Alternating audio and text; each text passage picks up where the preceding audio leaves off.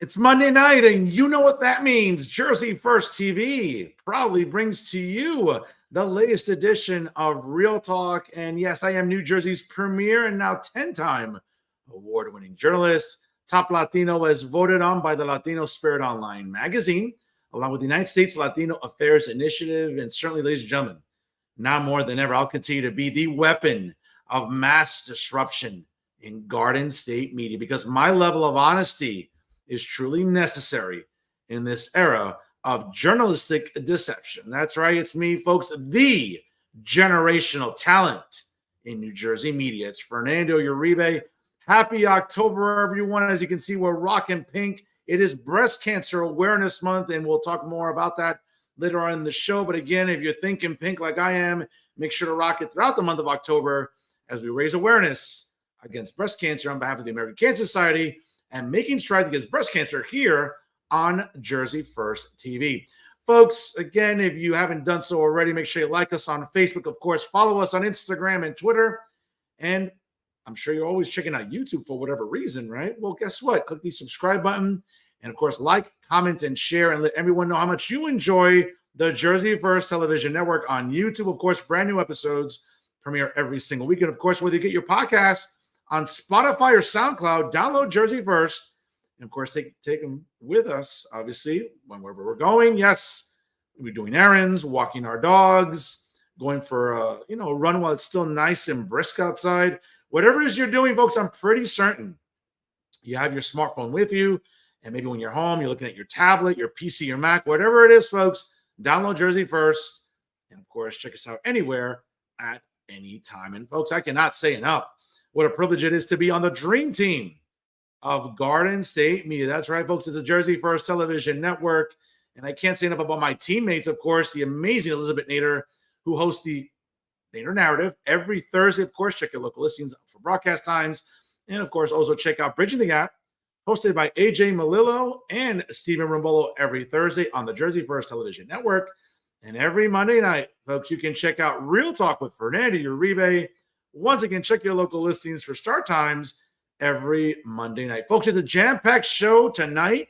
You definitely don't want to go anywhere. And let me tell you, it's definitely a lot to talk about here tonight. And folks, you definitely want to stick around for final thoughts, because I'm going to have a lot to say about some of the more insufferable people in New Jersey. Of course, when we talk about insufferable people, we talk about Leonard Flapowski. Obviously, here in Hudson County, continues to be a nuisance. I'll tell you about his latest escapade and how foolish he looks, obviously on social media, and of course to the audience that he's supposedly so devoted to. But of course, also during Final Thoughts, speaking of insufferable, folks, I'll also talk about Tom Moran, the editor-in-chief of the Star Ledger editorial board. I'll sort of break down the latest nonsense in a column he just published today. And folks, I'm going to tell you, if you ever need a cure to insomnia, folks, it's always Tom Moran. So you definitely want to tune in for Final Thoughts. I'm going to have a lot to say about this joker in the establishment media. And folks, also some very special announcements during the evening as well. Folks, please be aware, obviously, I'm rocking pink during the month of October for Breast Cancer Awareness Month, which means that my annual event to benefit the American Cancer Society is coming up on Saturday night, October the 19th, at the world-famous Ventanas at the Modern in Fort Lee, accessible via the George Washington Bridge, route, obviously, the Jersey Turnpike, the Garden State Parkway, Route 46, and many other routes, all nearby Ventanas. Folks, we'll have valet parking during that evening. Certainly, we'll be partying in the Pink Room all night long, starting at 9 p.m. Eastern Time. Certainly, we'll have just outstanding music by DJ David Jones. And, of course, my incredible co-hosts will be joining me, Vladimir Carrero, Emily Amato, and Jacqueline Rodriguez, as we'll be doing our part during the evening. Obviously, we'll be greeting you upon arrival. We are asking for a $20 suggested donation at the door. And also, of course, folks, make sure you bring cash. We have wonderful raffle prizes from local businesses. And, of course, all proceeds throughout the evening benefit the American Cancer Society and making strides against breast cancer. So you definitely want to keep that on your calendars for Saturday night, October the 19th. We'll talk more about that later on in the show. Also, ladies and gentlemen, this Sunday, please join me at the Paramus campus of Bergen County Community Colleges. I'll be one of the hosts for the Walk to Fight Alzheimer's, hosted by Alzheimer's New Jersey. Of course, for more information, check out their website, alznj.org. More about this amazing event and certainly my chance to do my part to help defeat Alzheimer's once and for all. Definitely, folks, you want to tune in for that later in the show. I'll give you more details, but this great event coming up this Sunday, October the 13th. And of course, folks, you know, it is October, and certainly it is election month. Folks, just a special reminder, coming up on Tuesday night, October the 15th, I'll be on the beautiful campus at the College of New Jersey in Ewing, New Jersey, to host a very special town hall concerning Green Party candidates that are running for multiple House seats in the House of Representatives here in the state of New Jersey. Folks, will definitely a little bit more information about that. Again, coming up on Tuesday night, October the 15th, on the campus of TCNJ in Ewing, New Jersey. Folks, again, your favorite journalist is going to be busy throughout the month of October. We'll talk more about that later on during special announcements. And of course, ladies and gentlemen, I got another great September. Over 72,000 organic views on this program. And folks, nothing boosted.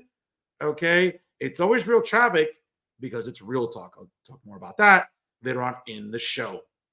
Folks, it's a busy October again. We appreciate you tuning in from wherever and however you may be doing so right now on the Facebook Live edition of Real Talk here on StreamYard, also on the Jersey Verse YouTube page.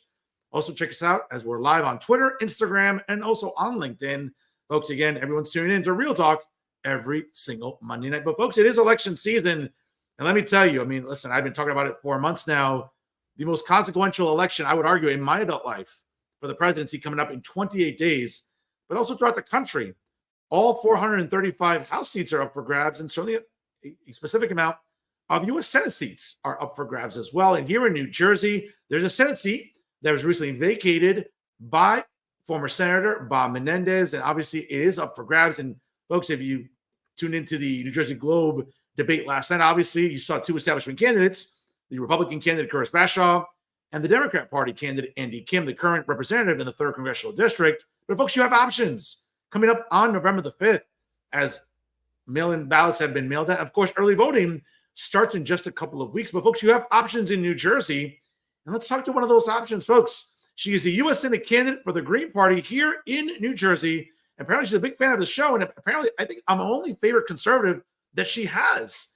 Folks, the lovely and esteemed Christina Khalil joins us now live on Real Talk. Christina, how are you? Good. How are you? I'm good, folks. Again, check out KhalilForSenate.com. Great page here. Obviously, for more information, you're looking to donate your time or resources, check out Khalil for Senate. That's KHALIL for FOR Senate.com. I got to tell you, Christina, how's your summer? How's the fall treating you? The summer was so busy with the campaigning. I work a full-time and part-time, so I'm all over the place. And I've just been traveling, campaigning from North Jersey, Central Jersey to South Jersey, just meeting people, handing out information, providing voter education. And that's what I'm doing in the fall. So October is super packed, and I am taking it one day at a time. That's the best. Certainly. Well, you know what? Let's dive into this here. Let's dive into your campaign, what you stand for. But before we even do that, I mean, it begs the question, though, why the Green Party? What was the epiphany that drove you ultimately to register for the Green Party and subsequently to be the candidate representing that party for the United States Senate? So I decided to register with the Green Party. It's no secret that I started running as a progressive Democrat in New Jersey. And then throughout my time as a progressive Democrat, I saw how they were actually being treated.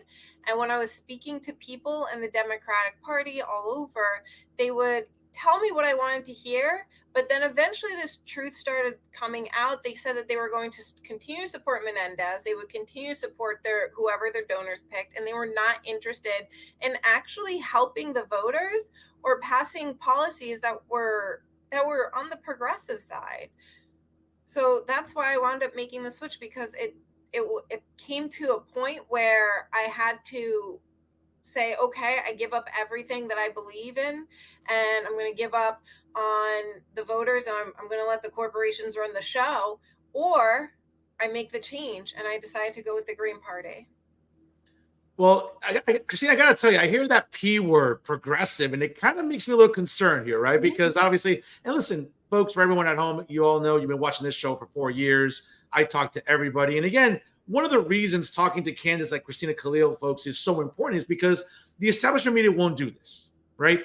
Obviously, when we think about Uncle Dave and David Cruz, NJ Spotlight News, the Bergen Record, certainly NJ.com, the Star Ledger, certainly traditional establishment media doesn't care for candidates that aren't part of the establishment. So unless you're a Republican or Democrat, right, ultimately, Christina, it seems like whether you're a Green Party candidate, Libertarian Party candidate, regardless, whoever, Constitution Party candidate, regardless, it seems like the establishment media doesn't want to give the time of day to candidates like you. And I mean, I have to ask you though, how frustrating can that be for candidates when it comes to raising money or just even trying to get awareness?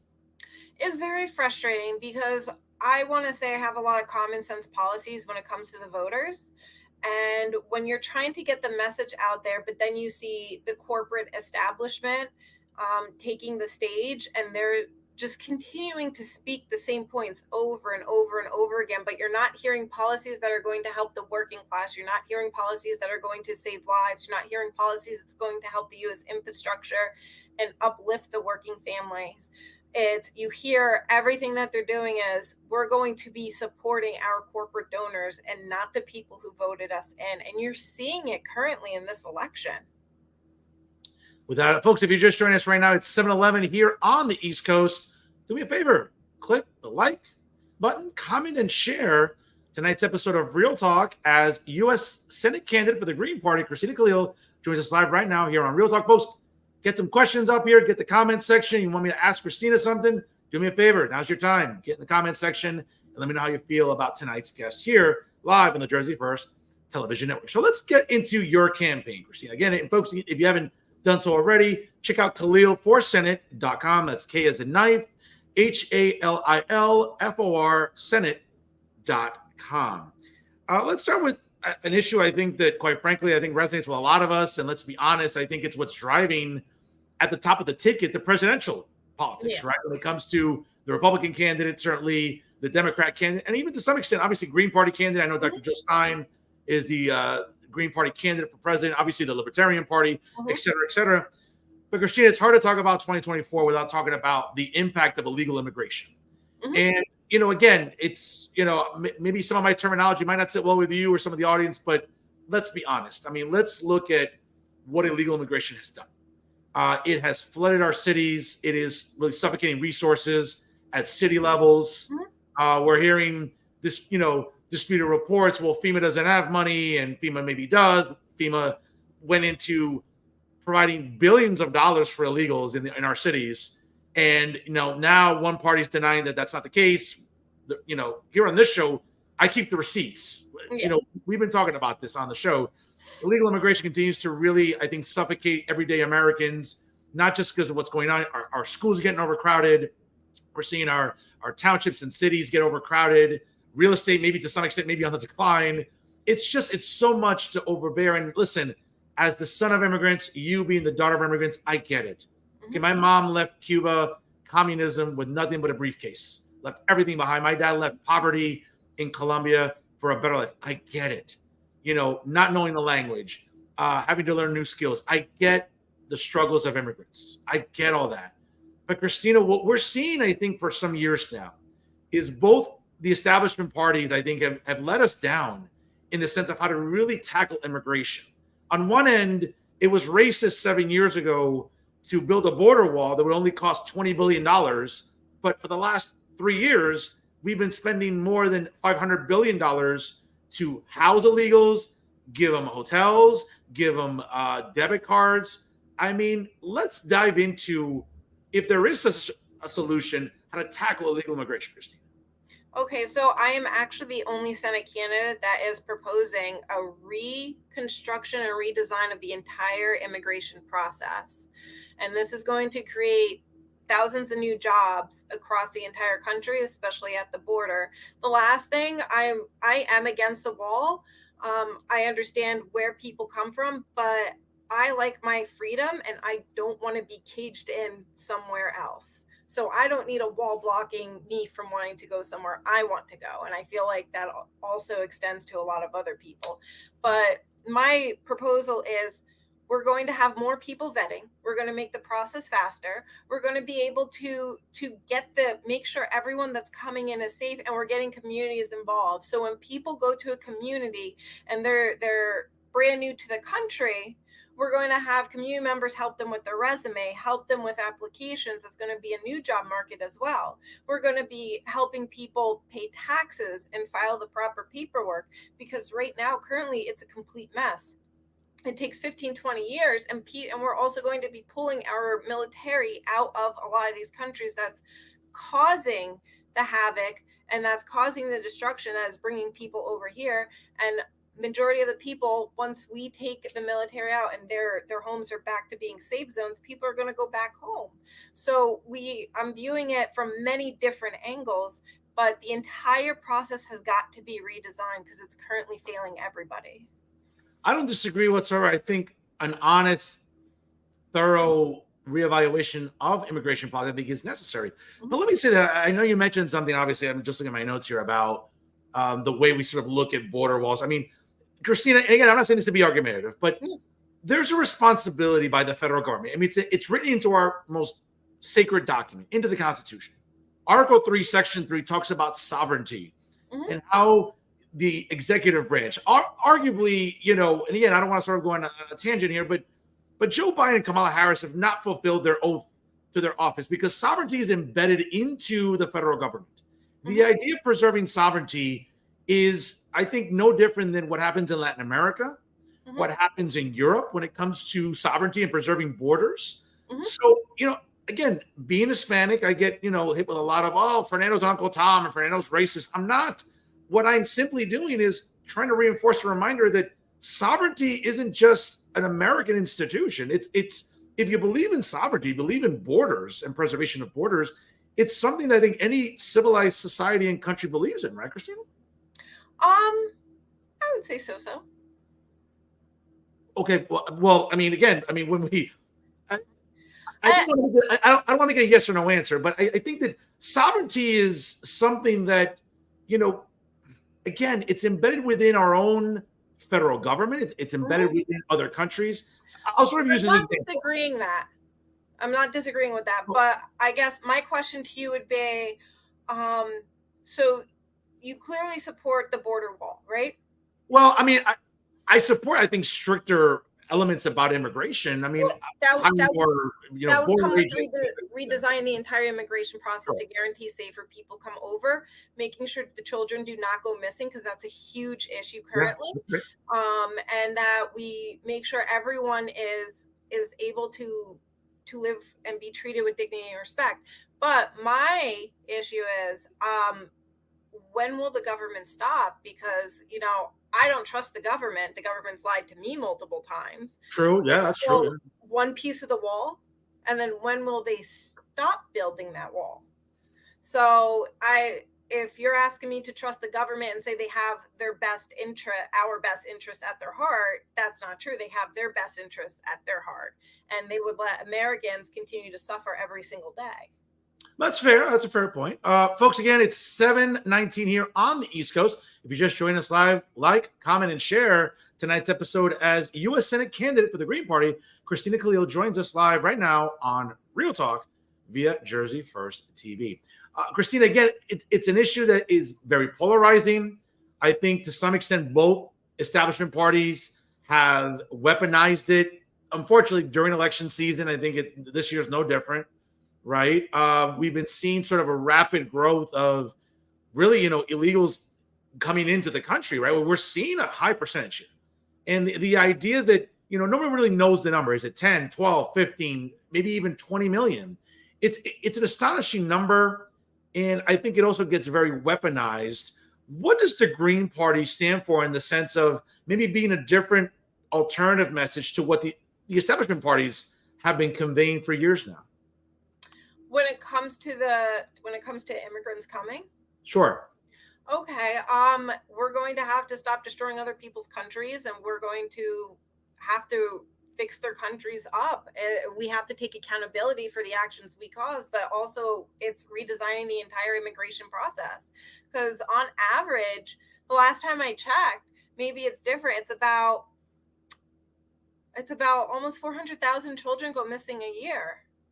And so my goal is to make sure that these kids that do come over, and it's not just all immigrant children as well, it's American children also. My goal is to make sure every child that comes over is safe. So I have to look at it from that point of view, because you read the horror stories in these ICE detention centers, and that because their families came over a certain way, they're locked up and the kids are ripped away from the parents, and they're being told it's their fault. And we have to make sure that we're the adults. Our job is to protect the kids at the end of the day. No, listen, I don't disagree there. I mean, tens of thousands of, not hundreds of thousands of children have gone missing. I mean, listen, we've seen plenty of documentaries out there that are detailing these horror stories that sometimes result in human trafficking and other atrocities that, let's be honest, the federal government really hasn't addressed. And I don't know if this is something that we can even do in one election cycle, when it comes to addressing problems at the border, when it comes to children, when it comes to the way that, again, illegal immigration is tackled, whether it's hiring more border agents, whether it's tightening, TPA statuses. Again, it's a really complicated problem that, again, I could spend 3 hours on the show and still not get to it. You know what I'm saying? So it's really, really kind of a complicated issue. But I appreciate your answers here. Let's move on here. Here's an issue I think we can maybe meet in the middle on. And as someone that, I've worked in criminal justice, I've worked in government for over 10 years, transitioning into higher education, subsequently into education and journalism, I've seen firsthand the benefits of working, government jobs. And and I would argue the biggest benefit, other than a pension, is access to affordable health care. And access to, hey, making sure that, every pay period, when I look at my paycheck, I know that, God forbid something has to happen. I have to go see a doctor. Maybe my doctor's on vacation. I can go to an urgent care, present my Blue Cross and Blue Shield card, and guess what? Pay copay of $10, and I can get health care. That's not always the case. Yep. And I'm someone that is a firm believer, like a healthier population is a more productive population. If people are not dependent on prescription drugs, if people are healthier, if people are tackling obesity, for example, I mean, we are the most obese country on the planet. It's not even close to other industrialized countries. But the point is that a healthier population is going to be more productive. We're going to see a more productive workforce. We're going to see people obviously maybe retiring sooner because they've obviously been able to work long enough, compile enough of a retirement, enough of a pension, et cetera, et cetera. But at the end of the day, a healthier population is a more productive population. Having said that, in countries overseas across the Atlantic shore, if you look at countries with 5, 10 million people, that's a much more manageable population, though, Christina, when it comes to managing government-run healthcare. I'm someone that's volunteered at the VA. I know what it looks like in East Orange. It's heartbreaking. It's depressing walking in there, not because of interacting with the brave men and women that served our country that are there getting care, but how slow the system works. And if the government can't provide adequate, timely health care for our veterans, to expect, and this is not an attack on you, but to expect a population of 450 million people and rising to be able to have access to health care, I don't know how we fix that. So the way we fix it is, I'll start with this. I want the U.S. to be number one in everything. I want us to be the top country in everything. That means top country in education, top country in affordability, top country in quality of life, top country in healthcare. So in order to manage the universal healthcare platform, we're going to also have to tackle education. So when it comes to education for all is going to balance, and we're able to do this actually federally. I've spoken to a few different people who manage the budget for in DC, and people who have studied economists and worked and actually did work for people in DC. They said we're capable of actually getting universal health care and education for all within the first year. And that's going to save people money. You're going to see your taxes lowered. We're able to fund it federally, and we're able to pay off the debt federally without raising taxes. Now, when it comes to the healthcare, you're going to see, instead of 20% coming out of your paycheck, you'll see maybe 5%. And I think that you're going to save money.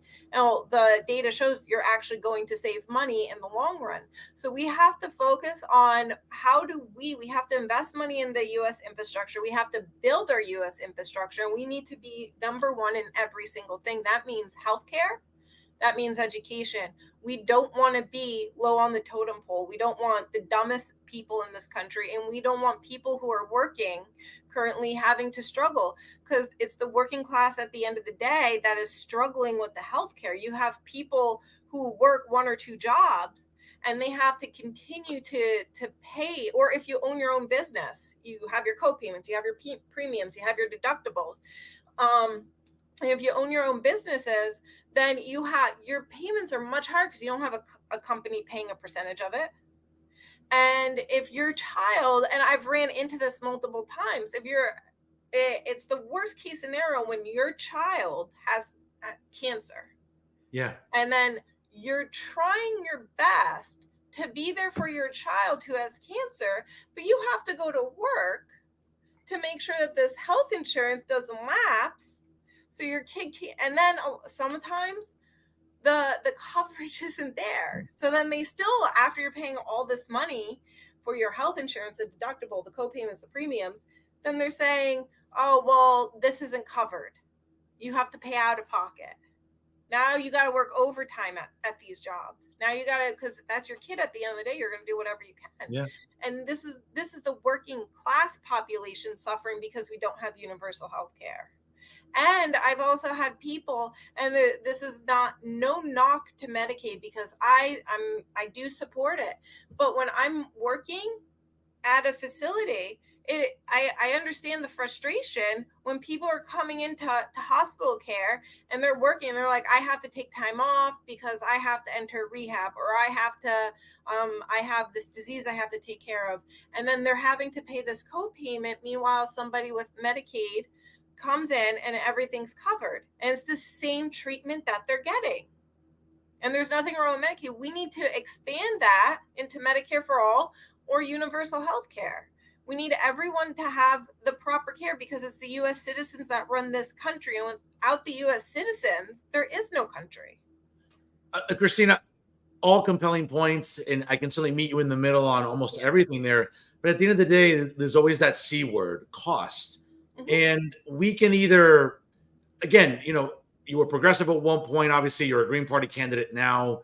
But there's always that talking point about, well, how do we pay for a program like this? And there's always this, well, if we tax the rich and certain, people of a certain income level pay their fair share. But Christina, again, I'm not an economist. I mean, I play one on TV sometimes. But the reality is, though, that when you look at the tax, and again, I'm not an accountant by any means, but when we look at taxation as policy, right? I mean, again, when we think about I'm sort of throwing some numbers out here. The top 10% of wage earners in this country. We're talking about people that when you look at a bowl of income and you look at taxation dollars, right? Mm-hmm. I mean, you can make the case that well over 70% of that bowl is paid by at least maybe the top 10% wage earners, and maybe certain people maybe not even earning any more than, I don't know, $30,000 aren't paying federal income tax. So how do we sort of meet in the middle about the fact that high income earners are still paying an exorbitant amount of taxes anyway, and that's what funds a lot of programs based on tax dollars being collected? Oh, I'm so happy you asked that question. So I'm going to give a small answer because it's actually on my website, and I want people to go to my website and actually read. There's a tab that says, how do we pay for it? And the way we pay for it is the citizens, they are the infrastructure. We can create the funds for them. We pay them on a federal, not a state, and we also relieve the state when it comes to a lot of issues, and we handle it on a federal level. And this is going to lower taxes and help boost the economy and tackle inflation. So now I'm going to encourage the viewers to go to my website to learn more. Fair enough. And again, folks, check it out, KhalilForSenate.com. That's K as in knife, HALIL for Senate, FOR, Senate.com. Let's move on to something here. I think that I think it's going to probably start a very, very interesting conversation. And and that's the housing crisis. And I would argue that New Jersey is a prime example of the most densely populated state in the United States, in the continental United States. I'm not sure where you live, but for example, I live in Hudson County. I look at Manhattan every day, the most densely populated county in, never mind New Jersey, in the country, I would argue. And what we're seeing, though, is affordability is a thing of the past. If you lived in Manhattan to a certain point, obviously, you either moved to Brooklyn or you moved to Long Island or you moved far out in Queens or wherever the case may be. That's no longer available. You move into downtown Jersey City, for example, or Hoboken. That is pricing people out. They're moving a little bit north into my neck of the woods, Weehawken, Union City. That's becoming expensive. We're seeing developers buy up any piece of land that's available. And what are we seeing? High-rise condos averaging anywhere between $25,000 to almost $3,000 a month in rent just for a one-bedroom for maybe, if you're lucky, 800 square feet. Okay? It's crazy. And it's not just a Hudson County problem, for example, New Jersey, but all 21 counties are experiencing it because there was a time when, well, it's too expensive to live in Hudson and Bergen County. Let's move a little south. Oh, that's not working either. Union County, Middlesex County, that's expensive. Let's move down the shore. That's become expensive. Let's move into Atlantic, Gloucester. That's become expensive. At the end of the day, people want to move here. Obviously, they want to find work between Philadelphia, that dump of a city, or Manhattan, right? And obviously, New Jersey becomes an attractive destination. But Christina, it's expensive to live here. It doesn't help, obviously, when the emperor is taxing us to death here, Governor Murphy and leadership in the legislature at the state level. But at the same token, at the federal level, we've had U.S. senators that maybe haven't addressed affordability and the housing crisis in a way that I think is productive. Is that fair to say? Oh, 100%. They're completely ignoring everything. All the current chaos that's happening in the U.S., people are not addressing it in office. But I do want to say it was conservatives that have taught me this wonderful lesson when it came to affordability. It is these failed pilot programs. So what happens with these pilot programs is they get 20 to 30 year tax breaks. They come in, they buy up the property, but for 20 to 30 years, it's the people in the residential area that have to cover not only their own taxes, but they have to cover the pilot program taxes. So that's why there's a lot of people. I even have people currently, city council members, that are fighting to prevent pilot programs from developing, because when they can go in, they set these prices, $2,000, $3,000 for an apartment, and then they don't pay taxes. Meanwhile, the people next door, the smaller apartment complex, or the landlord that's trying to rent out, their taxes skyrocket. So now they have to keep up with everything. And our current elected officials, they tend to have their hand involved, and they tend to get some stocks, or they get money out of it, so they look the other way. But that's the message I'm trying to drive. When you have people bought out by corporations, they will never work for the voters, and I am not bought out by corporations. So that's what makes us different, because I can talk about these issues, I can bring them up, I can address them, and I can challenge the system. Well said there, Christina. I have to tell you, well said. Folks, it is 7:35 here on the East Coast. If you just joined us live, don't go anywhere. Our jam-packed show here tonight. Our guest is U.S. Senate candidate for the Green Party, Christina Khalil, joining us live right now. Folks, again, if you have some questions or comments you want me to throw at Christina here during the show, fill up the comment section here, obviously, and we'll definitely get to address some of them, obviously, during our conversation tonight. Let me see here, some comments here. Let's see here. Obviously, Robert O'Leary on Facebook mentioning there are over 300,000 kids that are missing. Certainly an alarming statistic, to say the least. Obviously, what we're looking at this wide open border. Certainly, we are seeing the impact of traffickers, the cartels, what they're doing. Obviously, we're seeing a record amount of fentanyl finding its way across the border. That's a concern. Let me say this. The comment here. Interesting. She's a liberal. When you hear that label, Christina, obviously you're running as a Green Party candidate. You were progressive. Not sure if that's still the case, but you're running as a Green Party candidate now. When you hear the term liberal, what does that mean to you in real time? Oh my God. Liberals are My enemies. They're the reason why everything is a mess. They harp on fake progressive policies. They harp on fear mongering, and anyone that could call me a liberal doesn't really know the definition of a liberal. So that's what I would say, because the one thing I do find in common when it comes to libertarians or conservatives with common sense, because there are some that are liberals in disguise. Well, I mean, I'm a conservative with common sense, just for the Yes, record. you are. You are. That's why I said conservatives with common sense. Mhm. We all have a common ground. It's we all want to support the people, the voters, the taxpayers. We just have different ideologies on how we want to do it. So what liberals do is they want to support the corporations. They're never going to be affected because a lot of them are just rich by themselves. So like doesn't matter. They want the working class to suffer, and they're going to be fine at the end of the day. So that's where it's liberals are a danger.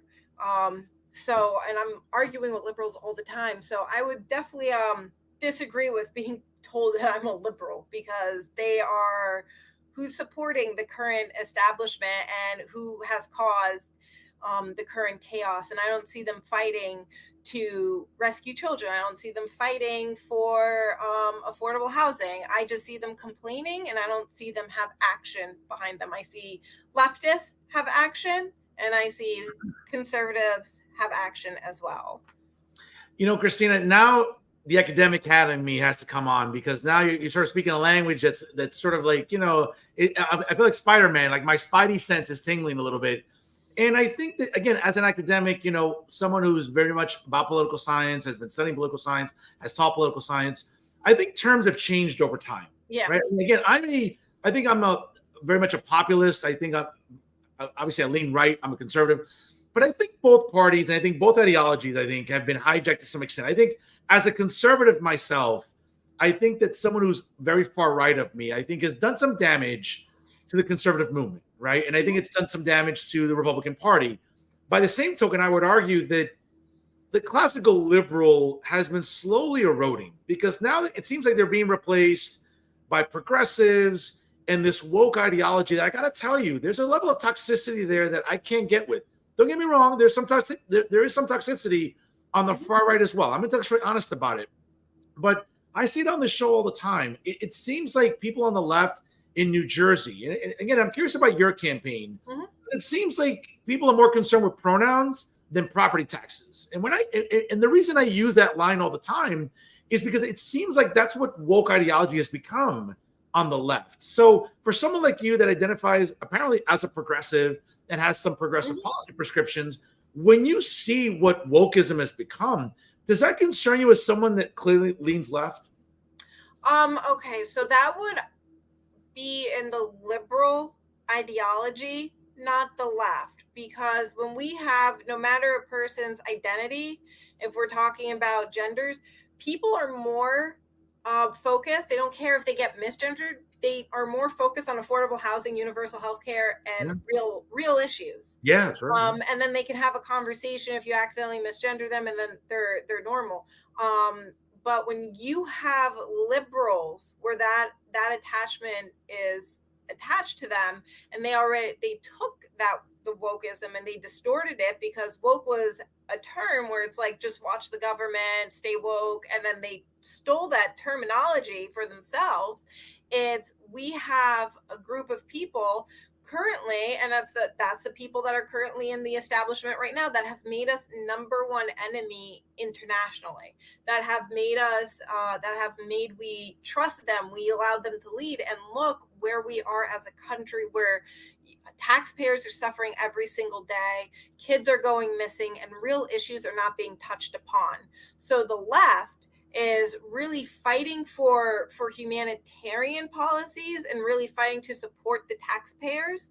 And there are conservatives I have canvassed with Republicans. I have worked alongside to discuss different policies with Republicans, and we are more able to come to common ground, because again, both of us are like, we need to lower taxes and we need to help the working class. It's just our ideologies are a little different. But when you have liberals which is I call them the blue MAGAs that are saying, you know, they turn the other cheek at the end of the day, and they're just like, it's okay that Biden's got dementia. It's okay that, you know, we're going to pretend he doesn't have any medical issues. No, these are real issues. He was never fit to serve the country, and you guys look the other way for your own perverted gain, and it's only harmed the country. And now the question is, okay, Biden's clearly incompetent and Kamala is running her own campaign, whatever, and that's a mess. Who is running this entire country at this moment? Who is making these answers? Who's providing leadership? Because right now it doesn't look like the president or vice president is providing any sort of leadership. And that's what liberals work to cover up, is their deficiencies, where the left and the right, we call them out. Absolutely. I mean, listen, I've been calling them out for 4 years here. So believe me, I've been ahead of the curve here more than anybody in the establishment media, that's for sure. Let's get back, obviously, to your campaign here and the issues here. I really love picking your brain about these topics. Obviously, another big issue. And folks, again, check out KhalilForSenate.com. That's K as a knife, HALILFOR Senate.com. You know, an issue that really, I think, you know, I think creates a lot of conversation. And someone, again, who's still paying back his loans from grad school, is student loan reimbursement. And I know that certainly President Joe Biden has been, you know, obviously defeated by the U.S. Supreme Court on this issue. It's an issue, I think, that it was just for nothing more than campaign purposes to try to sort of maybe win over 18 to 35-year-olds when it comes to student loans. Mm-hmm. But I think that at the end of the day, it's not just about student loan sort of repayment. It's about making higher education more affordable. Mm-hmm. And that's a problem. Again, someone who works in higher education like myself sees it firsthand, where we're seeing tuition go up, we're seeing fees go up. And it just seems like, listen, smaller colleges that eventually transition into universities have that problem where they think that, well, let's keep hiring this, let's keep hiring that. As you can see behind me, I am as diehard a Rutgers University alumnus as there is. Okay, but even I understand when you look at the state budget every year, my God, does Rutgers get hundreds of millions of dollars in aid from Trenton? The idea of growing the bureaucracy on our college campuses. I mean, why hire 55 deans when 5 will do? You know, and again, I get it. It seems that, you know, we're living in a time where DEI is like the word of the day. And even I am skeptical about DEI for different reasons.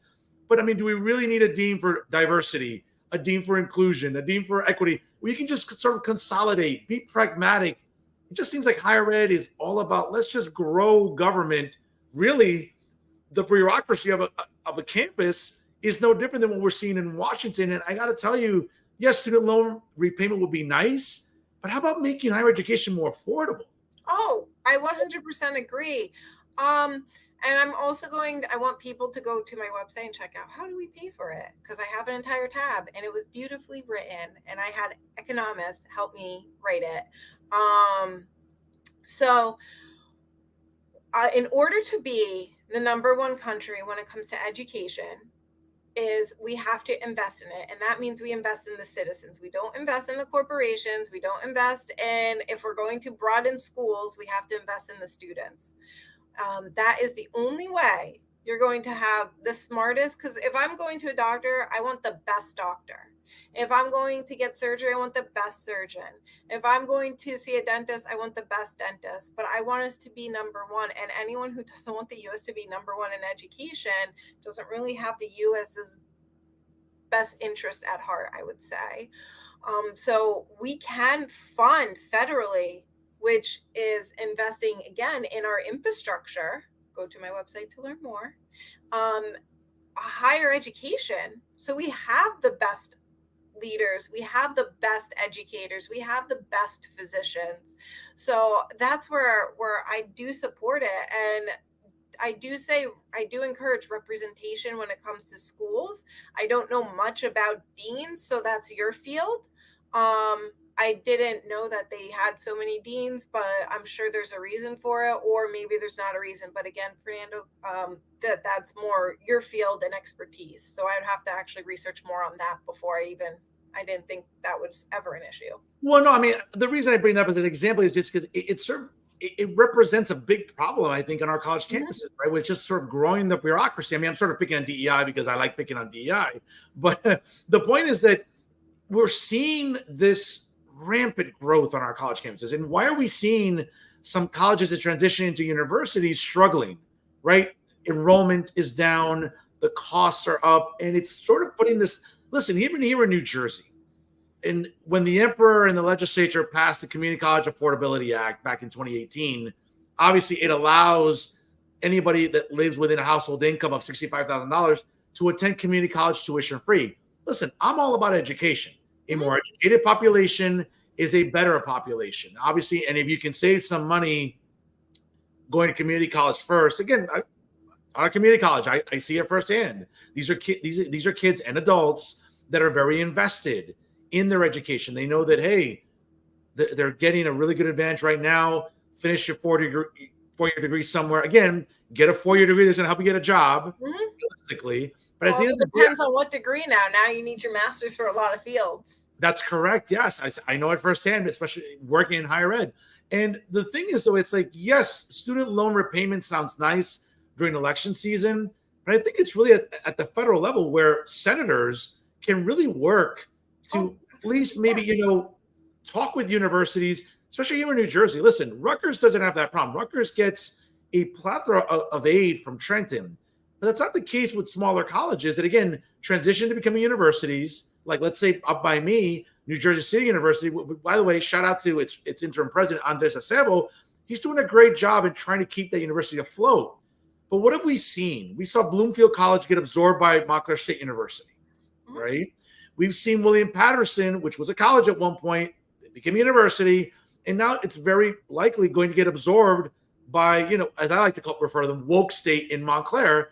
That's another problem. But again, that's a representation of higher ed just not knowing what it's doing. Yes, it's great to take money from Trenton, but if you're not spending it accordingly, if you're not trying to increase enrollment, if you're not trying to make sure you reduce fees or reduce costs and spending, yes, student loans, that's great, but how about making it more affordable for kids, people in their mid to late 20s, 30s, 40s, even 50s that are trying to go to college, make it more affordable? Do you think senators have a responsibility for that as well? 100%. We can handle on a federal level and handle our federal budget and break it up that way.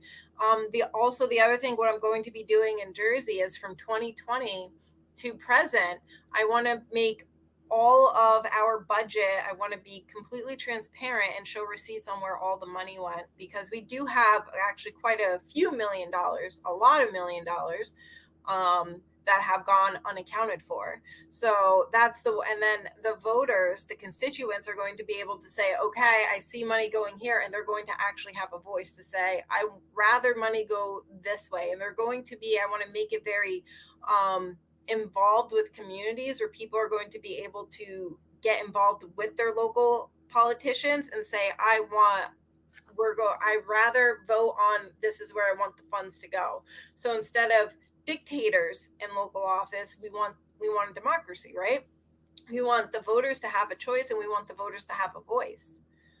So that's where I'm at. I would just let people get involved. And again, I do support equal education for all. I do support higher education, making it more affordable, and essentially making the debt more affordable too. Well, wiping the debt. A lot of people have paid back their student loans. I'm sure you've already paid back what you've actually took out, and now you're just paying more interest at this point. That's the same for me, because I have student loans as well. So that's, and sometimes you can't make that payment a month. Absolutely. And it's definitely a struggle for everyday Americans. Folks, it's 7:47 here on the East Coast. My guest tonight is Green Party U.S. Senate candidate Christina Khalil, joining us live here on Real Talk. Folks, it takes 2 seconds. Like, comment, and share tonight's episode on Twitter, X, YouTube, obviously, on your social media platforms, Facebook, Instagram, wherever. Make sure, again, you let everyone know how much you enjoy Real Talk on the Jersey First Television Network. You brought up the word dictators, which sort of an easy transition for me to talk about foreign policy. And that's another big issue right now, Christina, in this election cycle. Obviously, at the top of the ticket, presidential candidates all have something to say about foreign policy, about how to deal with dictators. Certainly, it's been a very polarizing time Certainly today is October the 7th, a year later, and we're nowhere closer to getting back more than 100 hostages that are still being held overseas during this war between Israel and Hamas. It's sort of multi-layered here. I really want to get your thoughts again because of your advanced degrees and mine. Obviously, we've been experiencing in higher education. I've been very vocal about, and I know this word sort of bothers people when I use it, but what we've been seeing on college campuses, Christina, I mean, we, in my opinion, we've been seeing full-blown jihadists on college campuses. I mean, being disruptive, destroying property, not really helping any cause. If anything, just making people angry against one side of the aisle. But before we get to that sort of argument, it's a year later on October the 7th, and we are seeing what's happening to Israel. We are seeing, obviously, more turmoil in the Middle East.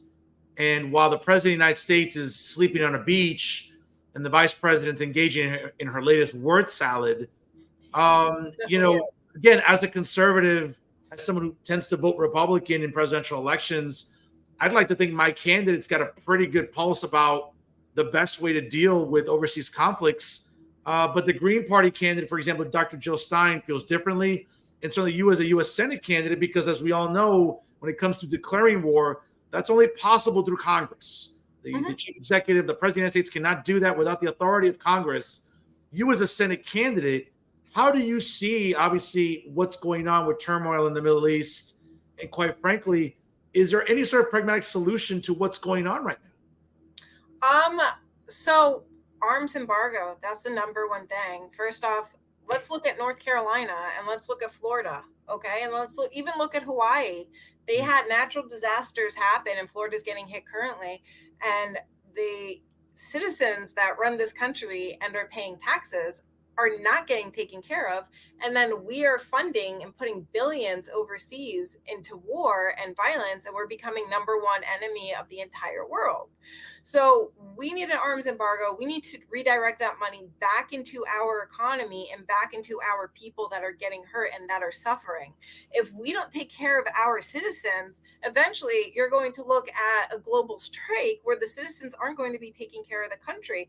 And anyone exercising their First Amendment rights deserves it. So I wouldn't call them jihadists. I would say Palestinian Americans do have a right to voice their opinion, and they are human beings. Also, the Jewish people that are leading these protests do have a right. And we also want to recognize and acknowledge the Jewish people over in Israel. I have seen rabbis getting beaten by the IDF. I have seen protesters who support a ceasefire in Israel get beaten and harmed. And then any leader that hurts children is not a leader. So we have to look at what the actions and the behaviors that are currently internationally. We are failing, and we are number one enemy. And we need to work on global peace, a ceasefire, and taking leadership role. We have caused this, so now we have to take the leadership role in diplomatic peace. But in order to do that, you actually need leaders in office, and the current establishment are not the leaders. That's the nicest way of saying it. Well, Christina, obviously it's a concept that comes up almost every election cycle, and especially now we're seeing obviously billions of dollars being funneled to Ukraine, for example, to other countries. And obviously there's a lot of scrutiny that, especially by those on the left, progressives, right, that sort of get on Israel or the United States when it comes to aiding the way we do our only ally in the Middle East. And it sort of becomes a very divisive issue about, well, does Israel have a right to defend itself? Does Israel have a right to protect itself from open hostility? See, I sort of use this sort of pragmatic perspective here when it comes to the way it looks to turmoil. I mean, Israel has a nuclear bomb theoretically, and if they wanted to use it, they could. They just choose not to. The other side, whether it's Hamas, whether it's Iran, they don't have a nuclear weapon. But if they did, I'd bet every Cowboys jersey in my closet that they'd probably use it. So I think that's probably the most pragmatic way to look at how this turmoil is viewed and why I think so many Americans continue to sort of show support for Israel. Where am I wrong in the sense of my perspective of the region? Well, you are allowed to have your perspective, And if that's your viewpoint, I respect it. We are, again, if we could have peace and we could have allies in the Middle East as well, and it just doesn't have to be one country, but we can't go in and be supplying the weapons that are killing and harming different citizens and children. First off, like if you want to man to man take care of something, then take care of it. But you don't go after kids and women at the end of the day. That's just a cowardly move. And look, the current turmoil that we have is what's creating BRICS. They are removing the US dollar. So we are going to be left behind as the entire world is advancing. Look at our current infrastructure with New Jersey Transit. We are decades behind of what good transit should look like. We're not even expanded. It's because we're too busy involved in other countries' business that we're allowing the citizens of this country to suffer. And you're able to have allies in whatever part of the world. We're able to do that. As a senator, I would be working on international diplomacy and working on international peace and conversations. I could create allies with whoever I want to create allies with. And it's not hard to do. You just can't kill their citizens. It's a very easy concept. Fair enough. Folks, again, it's 7:57 here on the East Coast. We'll be wrapping up shortly with our outstanding guest tonight. She is a U.S. Senate candidate for the Green Party here in New Jersey. Again, folks, you do have establishment candidates running on November the 5th, but you have options. And certainly one is my guest tonight here representing the Green Party. Folks, obviously vote by mail is now available. Early voting begins, I believe, in 2 weeks. And of course, again, you have options coming up on November the 5th when it comes to the U.S. Senate seat previously held, now vacated by former U.S. Senator Bob Menendez. And Christina Khalil joins us here tonight. Christina, we've been talking about your campaign, but let's talk a little bit more about you as a human being. Certainly, I know that aside from being a candidate, you're also a social worker. And I got to tell you, my heart goes out to you because I don't know, other than teachers and firefighters and police officers and social workers, perhaps the most underpaid demographics and occupations probably anywhere in the country. Take us through maybe a day in the life of Christina Khalil, not the candidate, but the social worker. And let's be fair, even before the pandemic, I would argue that mental health is something that continues to go underreported and underaddressed in this, not just the state, but this country. I mean, I think when it comes to accessibility to counseling, affordability to counseling, these are things that I think we're lagging behind when it comes to a healthy society. Sure, it's important to have health care and be physically healthy, not obese, be in somewhat good physical health, but good mental health is just as important, if not more important, especially in a time that we're living in where, there's so much tribalism with our politics. We're sort of just inundated with smartphone technology at every turn. I mean, take us through a day in the life of Christina Khalil, the social worker and the mental health professional. Okay, so I deal with high-risk cases. I can't go into too much detail, Sure. but something on my platform that I do like to share, which is very odd, and I've actually had conservatives tell me they don't care. I know there's a lot of people that are against it. So on average in New Jersey, I've worked with police officers. On average in New Jersey, it's about 12 officers a month that commit suicide, and suicides has only increased. All right. So I working with them and seeing what has led to the increased suicide, which is a decrease in their mental health, and they struggle with their human beings. Some of them struggle with addiction, self-medication, PTSD, and then their time off is a joke because when something traumatic happens, they get 1 or 2 days off when they need a few months off. Now I understand we're understaffed.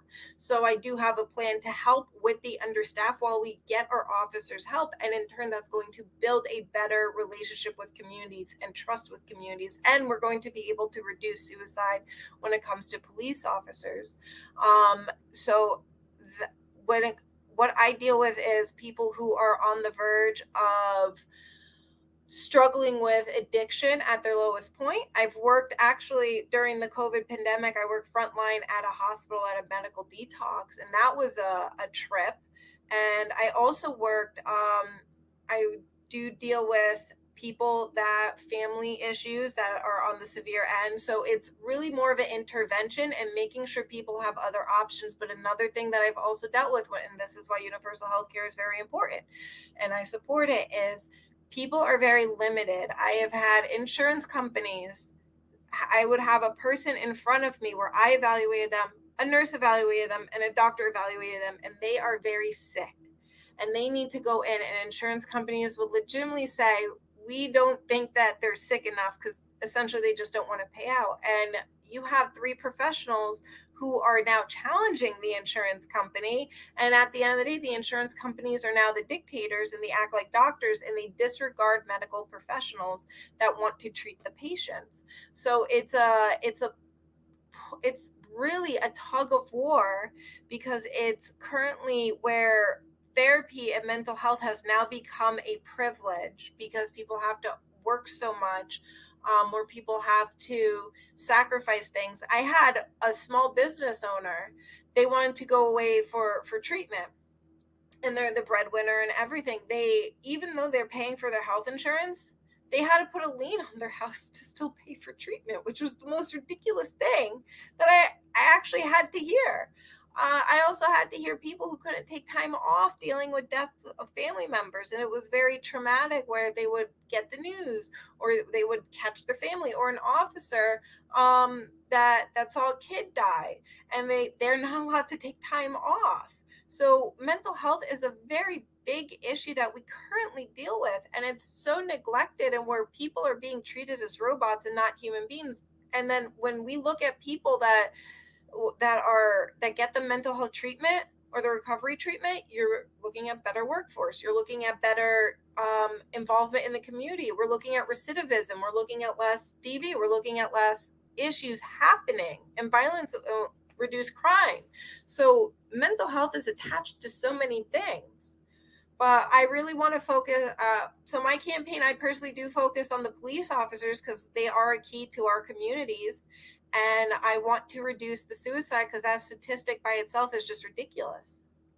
That is an alarming trend. I was not aware of that when it comes to police officer suicide rates in New Jersey. I mean, that's a crazy statistic there. And in such a high stressful job that we think about when it comes to law enforcement. And again, shout out to our brave men and women in blue out there that service our communities every day, from the nicest of towns like Alpine, New Jersey, to dumps like New Brunswick and Camden and Trenton, for God's sakes. I mean, these are stressful jobs. So I was not aware about that strain that's on police officers. Now, again, another, obviously on your page as well, when we talk about police brutality and police reform, obviously you are a social worker. There's been a lot of conversation going back to, 4 summers ago, right? There was this whole defund the police nonsense that I think we all know doesn't make sense. And to me, the people that were arguing this, Christina, let's be fair, are the same people that are the first ones to call 911 during the summer, during barbecue season, when their neighbor's music is too loud. So I always found that selective, that would be a liberal. What's that? That would be a liberal. Probably, yeah, no doubt. Yeah. But listen, we've seen police reform. There is a need for police reform. Again, I've worked with police officers. I've seen it firsthand. But there seems to be this sort of narrative out there like, hey, listen, let's have more social workers going out with police officers on certain calls. Is that financially pragmatic? And B, is it realistic to think that that we want to put social workers in some very high stress level environments when it comes to certain calls that police officers have to go to? I mean, is this something that can work? Okay, so as a social worker, I will say we already are in these situations, and a lot of time we're in these situations without officers. So, for example, I was doing an evaluation a few years ago, and this person, my coworker, ditched me. He was not supposed to ditch me, and he ditched me. And this person is high under a speedball and hasn't slept for 48 hours, and paranoia was extremely high. I had to diffuse the situation, and it took a little bit of time, and then I had to get their partner involved, and I was able to get this person into the hospital at the end of everything. and we go to people's houses when we're doing behavioral studies or if we're doing family therapy. We have no idea how the family is going to react every single time we walk to the door. We have DCP&P workers going to people's houses. The cops are not with them every single time. We go to people's houses that we have to make sure they take their medication. So social workers are already involved in high risk situations without the protection. Now, I'm not saying we don't need it. I do support social workers going to mental health calls with officers, because sometimes the officers, you have to keep in account that these officers are overworked and exhausted and sometimes working 48 hours straight. Let a social worker handle the mental health aspect of the call, and then the officers can focus on being an officer. So we want that teamwork and that dynamic to be very successful, and that's also going to gain trust within the community. So that's where I stand, because again, like, I do have a lot of experience with officers and I do work alongside officers. So they love it when my personal experience, I haven't met an officer that didn't love it. They love it when a social worker is there, because if they are engaged in even a high stress call themselves, they can vent safely to the social worker and have that conversation. So it does create a healthy cohesion and a healthy dynamic, and it does help the community trust the officers more, and that's what we want to do. It was the politicians that created this rift between community and officers, so it is up to us to rebuild that trust, and that's why it's important to vote for me November 5th, so we can rebuild that trust faster. All right, fair enough here. And again, before I let you go, again, we've gotten to know Christina Khalil, the candidate, Christina Khalil, the mental health professional. Let's just talk to Christina, the girl. Little lightning round here for you. Okay, so some topics here real quick. First thing that comes to mind. All right. Yeah. Okay. MLB, favorite baseball team? Oh gosh, I feel like I just have to support the Yankees, because everyone I grew up with supported the Yankees. Okay. And that would be, and when I was in college, that's where me and my college friends we went to. So I have good memories with the Yankees. Okay. Yankee fan here as well. Favorite NFL team? The Giants. I'm disappointed in them, but they are better than the Jets. Oh wow. Okay. A little. All right. And they're better than the Cowboys. Okay. I'm a diehard member of Cowboys Nation, Christina. I go every year to the Cowboys game. It's a home game for us there. You see all these Cowboy fans there. It's great for me there. You guys have what, the largest stadium and not that many championships? We're tied. Well, actually, we have 5 Super Bowls. We haven't won one since 1995. It's a long time, but there's some teams with no Super Bowls, and they always hate on us. Isn't that funny? Yeah, they don't have the largest training facility either. Yeah, I have seen that for sure. But definitely there's always hate on Cowboys Nation. Favorite NBA team, if applicable? I feel like I don't have a favorite NBA team. I feel like I have to like the Lakers because everyone around me likes the Lakers. No. And I do want to say about the Lakers, I predicted 2 years before LeBron went to the Lakers. I was just like, all my friends were like, no, he's never going to the Lakers. I'm like, he's totally going to the Lakers. You could see it. You could see him leading up, and people were just like, and then when he made the move, everyone's like, how did you know? I'm like, you could see it. He's like kind of a little sellout, Well, Christina, I got to tell you, we're on the same page. Yeah. I'm a diehard member of Laker Nation. If you look at my social media, I'm rocking Laker gear in the middle of New York City. Okay. I'm that guy. Okay. Representing Laker Nation. Hockey. Oh gosh, I don't watch hockey, but I know this is not what hockey is about, but I'm very impressed that they could fight on ice skates, because when I go ice skating, I'm not a balanced person. So every time I ice skate, I'm just like, they could do so much on these ice skates.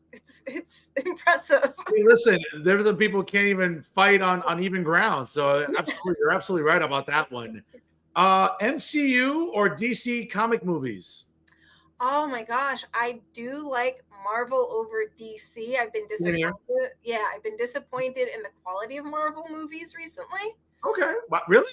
I feel like the quality has gone down, but I think they've been listening to the fans, and they are going to go back because they brought back Robert Downey Jr., which I also think is weird because he was Iron Man and now he's going to play a different character. Yeah.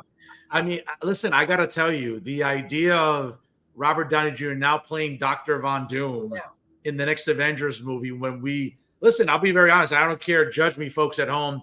I still can't. I mean, I went to the theater 5 years ago, but whenever it's on TV, I can't watch Endgame at the end. I mean, seeing Robert Downey Jr. and Iron Man die, it's I get misty. I don't care. If judge me. Judge me all you want. I get misty. Seeing Tony Stark die to save the universe was something that still is, oh my God, it's painful for me. But very interesting to see how he plays this villain. Yes.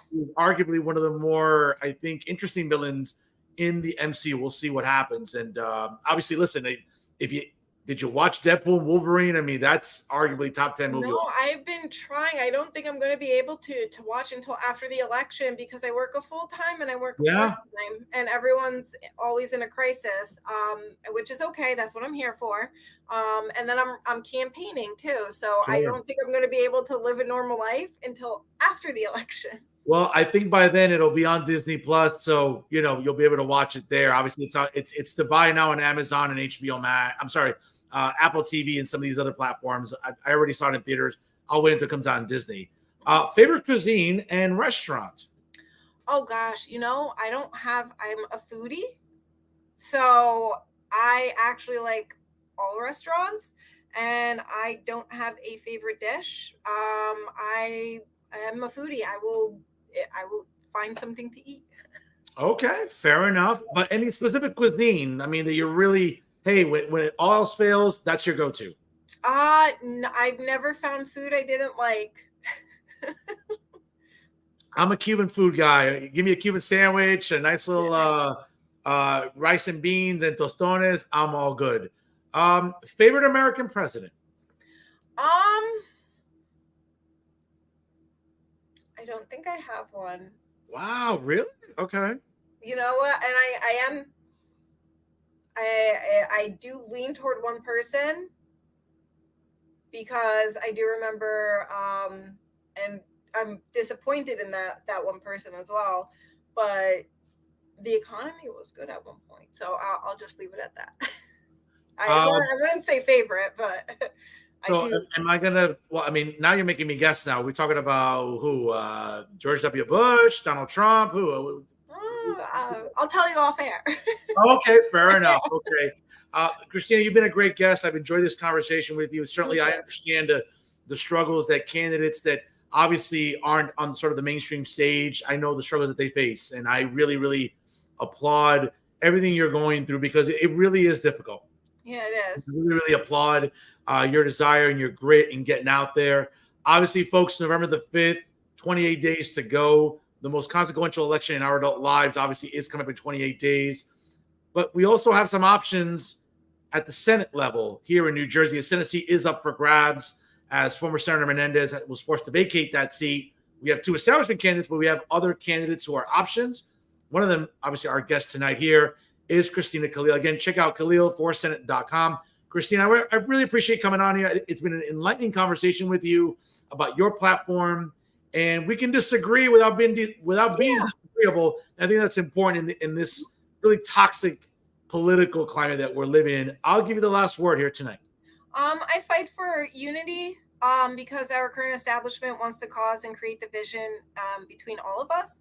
But the one thing I do want to say that has me stand out from the other candidates is I'm a hard worker and I am hungry to work. And if elected into office, I will have answers, I will have receipts, and I will work for the people. I do not take corporate donations. Okay, fair enough. Again, folks, if you're interested in donating your time and or your hard-earned money, go to Khalil4Senate.com. Once again, that's K as in knife, HALIL for Senate, FOR, Senate.com. Christina, once again, thank you so much. God bless you. Best of luck to you on the campaign trail. And we'll talk to you again soon here on Real Talk on the Jersey First Television Network. Christina, thank you so much. And once again, we appreciate you coming on here. And we'll talk to you again soon. Yes, thank you. Folks, good stuff there with Christina Khalil. Again, U.S. Senate candidate for the Green Party. As I mentioned before, you have some options coming up on November the 5th. And obviously, early voting starts in 2 weeks. And so the mail-in ballots have been issued already. You have some options in New Jersey, certainly for the U.S. Senate seat. If you don't like Republican Curtis Bashaw or Democrat Andy Kim, you have an option right there with U.S. Senate candidate for the Green Party, Christina Khalil. So again, great stuff there during tonight's broadcast. I can't say enough really about how great she was tonight. And as I said before, someone that, we look at and we know how hard campaigns are, not just in New Jersey, but anywhere when you're not running with the establishment. So again, kudos to her getting out there, knocking on doors, phone banking, using social media to the best of her ability. Folks, again, this is what candidates are faced with each and every day. So best of luck to her. And we'll check in on Christina certainly after the election, see what happens when the totals are tallied, as they say. Folks, it's 8:17 here. You know what time it is? It's time for final thoughts. And folks, it's a jam-packed final thoughts here, so I'm going to try to be as succinct as I can, but it's something that really doesn't sit well with me, folks. And I've addressed this guy already on multiple occasions. And yes, folks, you can check it out there, the laughing stock of wannabe journalists in New Jersey, Leonard Flipowski. I'm not going to refer to him by his stage name because it's a gimmick. And I don't really care for gimmicks, to be honest with you. Again, never mind the fact that, folks, is there a more unmasculine photo you've ever seen on social media than this guy? Again, folks, I'm not saying I have the most chiseled physique, but my God, if I'm going to wear a tank top and be on a motorcycle, I would at least know better than to hit the gym. So, Leonard, do me a favor. Work on your traps, chest, arms. Do something, bro. It's embarrassing to be out in public looking like this. But I don't want to go for the low-hanging fruit and make fun of Leonard's appearance or his inability to have any sort of dress style. Like, who wears white socks with brown shoes and black dress pants to ride a motorcycle or take a picture on a motorcycle? That's just, folks, it's a reminder of what an attention-starved adolescent he is. But the latest example, folks, was this past weekend in northern Hudson County when, if you're familiar, obviously we are still in Hispanic Heritage Month, honoring all the great cultures and ethnicities within our Hispanic communities, folks. And, one of the time-honored traditions up here in Hudson County is the annual Hispanic Heritage Parade down Bergen Line Avenue, which starts in North Bergen and proceeds throughout the town of Guttenberg, West New York, and ends up in Union City. So it goes through literally dozens and dozens of blocks down Bergen Line Avenue in Hudson County. And of course, folks, it's a time when, there's so much toxicity in our political climate. We're so divided right now during this presidential election. You would think that on a Sunday with beautiful weather, on a nice autumn afternoon, that residents could go to Bergen Line Avenue and enjoy a parade. But they can't because, unfortunately, they're subjected to idiots like this. Hello, everyone. Parade update. I'm Leroy Truth for Leroy Truth Investigations. Subscribe to me on YouTube. I'm at the historic and amazing Hispanic Heritage Parade, and it's an incredible event. Well, look what I found here. The corrupt contingent right here, and Mayor Turner is just having all fits for me being here. And they respect the press profoundly in North Bergen under Mayor Sacco. And all the press have very, very free access to the parade, to get good videos for our subscribers, our listeners, our viewers, for you. Stack is not happy I'm here either, but I'm simply covering this parade. You got all these corrupt people. We have the EDP person that she's been called EDP by numerous people. Wendy Guillon, who led an assault against me. And there's Mayor Turner, who people for some reason keep calling him a great guy today. Hey there.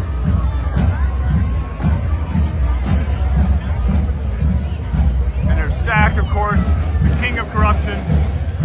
Actually, no, he would like that. He's the queen of corruption. He's pointing at me now, talking to Turner. Does Turner? Folks, it's kind of funny. The most unmasculine person calling someone else and their masculinity into question, I think, is rich in hypocrisy, right? But this is the problem here. And again, what's interesting about Leonard Lebowski is, I said before, talking about, oh, well, towns like North Bergen, believe in access to a free press. I wonder why North Bergen is so friendly to Leonard Lebowski. Has anyone ever thought about that? Has anyone ever thought about why the township of North Bergen is so comfortable with Leonard Lebowski? I seem to remember a time a few months ago when Leonard Lebowski was invited to a seminar in the township of North Bergen. Now, folks, let's put this in perspective here. Who would invite an agitator, someone who's not a real journalist, someone who I would bet any amount of money doesn't have actual credentials for journalism, unlike myself, who, again, whose credentials are bestowed to him by the New Jersey Society of Professional Journalists? Again, I get that. I can bet you Leonard doesn't have that. He's not going to get press credentials because, again, Leonard Lebowski is not a real journalist. He's a propagandist. He's an agitator. And folks, it's interesting because I can't recall in my adult life a more attention-starved, immature, just irritating man-child like Leonard Lebowski, who has the audacity to keep harassing public officials, who has the audacity to try to intimidate people on social media. And let's be honest, folks, it doesn't help when the usual lollipop guild on his social media enable him, right? Joe Blaitler, former police captain, right, in the city of Union City, right? Former officers who never passed a promotional test to save their lives, like John Hughes or Ernie Rivera Batiste, right? Or incompetent DPW workers like Jose Garrido, right? Who's really trying to push a sob story on all of us on his social media. But can we ever really look at his work ethic? I know I've seen it. It's nothing to brag about, Jose. Okay? But these are the people trying to prop up Leonard Lebowski. Or whether it's Full Court Press or the Long Island Audit. I can't even call them gentlemen because they're jokes. And it's actually funny for someone like Full Court Press. Have you seen him lately? Folks, to expect that guy to run up and down a basketball court, full court, is asking a lot. So I think the name is rich, and it's in how oblivious he is, because who are we kidding? He couldn't run a full court press if he wanted to. Let's get back to Leonard, though. Let's get back to Leonard and how insufferable Leonard Lebowski continues to be. And again, how interesting of him to sort of speak about the township of North Bergen so vibrantly, to revere it the way he does. Gee, I don't know. Folks, it'd be interesting, and I think it would be the right thing to do, since, Leonard likes to talk about the right thing to do, right? When he's out there talking about, I'm Leroy Truth with Leroy Truth Investigations. The folks is a more insufferable voice in wannabe media than Leonard Lebowski. It's very simple. Commissioner Nick Sacco, Commissioner Anthony Veneri, all the minions in the township of North Bergen. Why don't you ever denounce this guy? Why don't you ever put out a... it's funny. Vision Media, Paul and Phil Zabinski, who love charging the township of North Bergen money for their, counsel and their representation or their communications, right? Isn't it interesting? You would think Phil Zabinski and Paul Zabinski would put out a statement and say, listen, the township of North Bergen has nothing to do with Leonard Lebowski. The township of North Bergen has nothing to do with the antics of Leonard Lebowski. We do not endorse his actions. We do not support his actions. We in no way, shape, or form acknowledge his actions to be legitimate. Why can't the township of North Bergen put out a statement like that? They put out statements about everything else, right?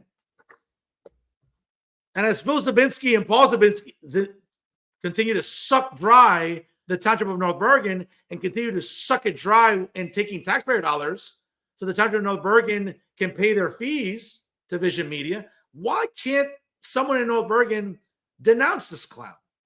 Oh, that's right.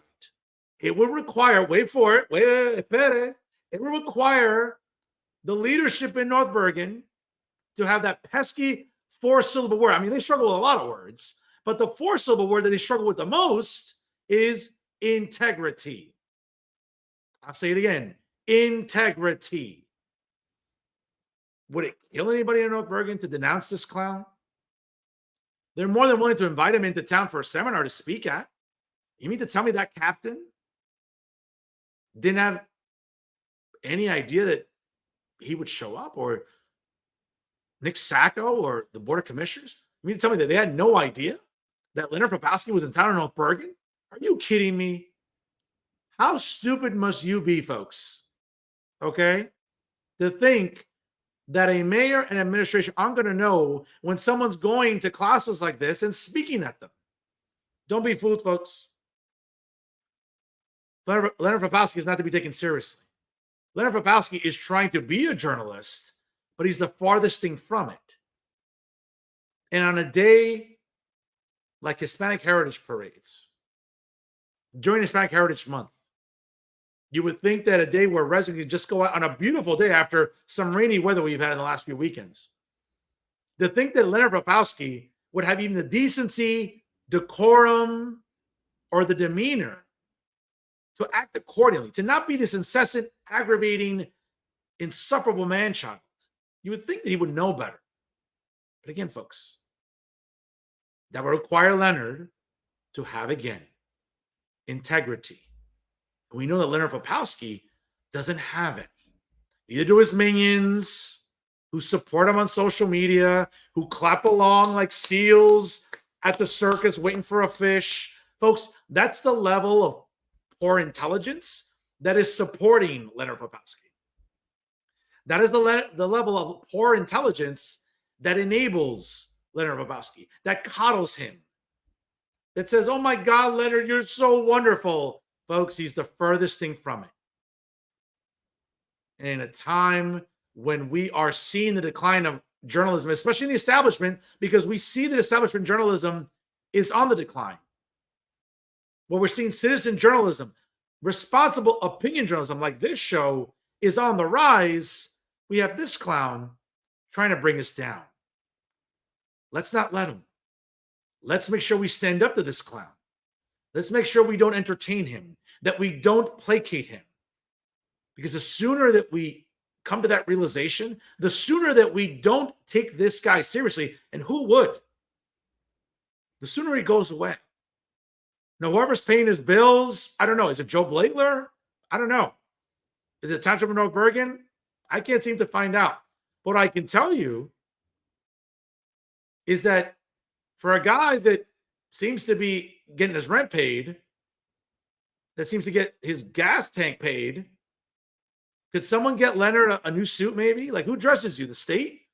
Who dresses you? Stevie Wonder? Because, I mean, can you ever color coordinate? I don't know. Maybe something to think about. But folks, if there's ever a bigger, let's be honest, disgrace to journalism or an attempt to be a journalist, it's Leonard Popowski. Let people enjoy their festivals, Leonard. Let people enjoy their commissioner meetings, town halls, and wherever else you feel the need to inconvenience people with. Because at the end of the day, I don't think you'd like people coming to your house or your place of work. Well, that's right. You don't have a place of work. That will require you to have a real job to begin with. And we all know that when it comes to Leonard Popowski, he would know a real job if it fell from the sky.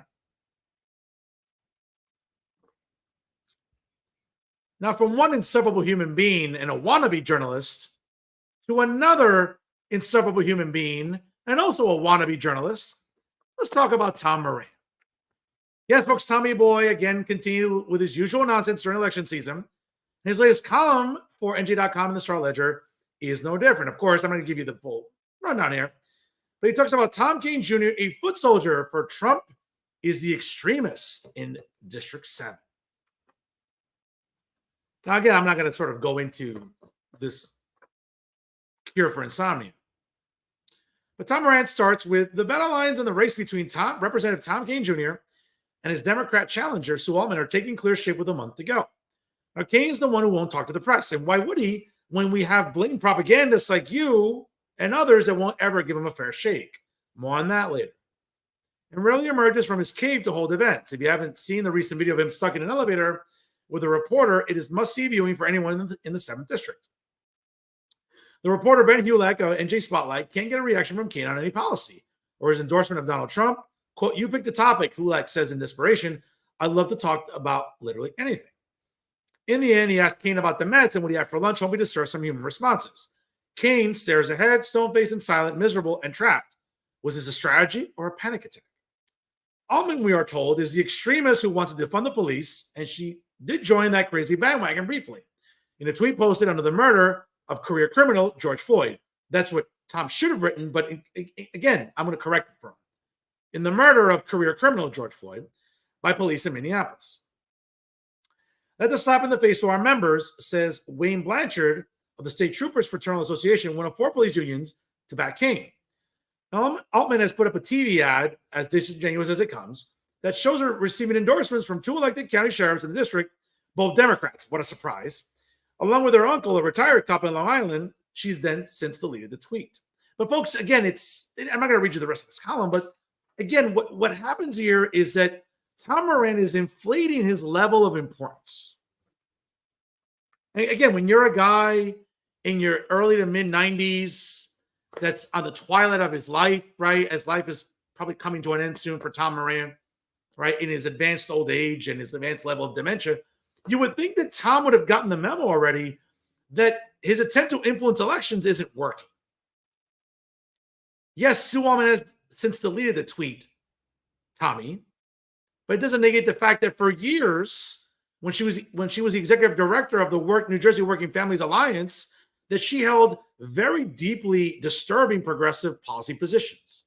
Forget about defunding the police. How about coddling illegals the way that she has and continues to feel to do so? Would you ever jump on her about that, Tommy? Of course not. Again, just like Leonard Popowski, Tom Moran struggles with, wait for it, integrity. Okay?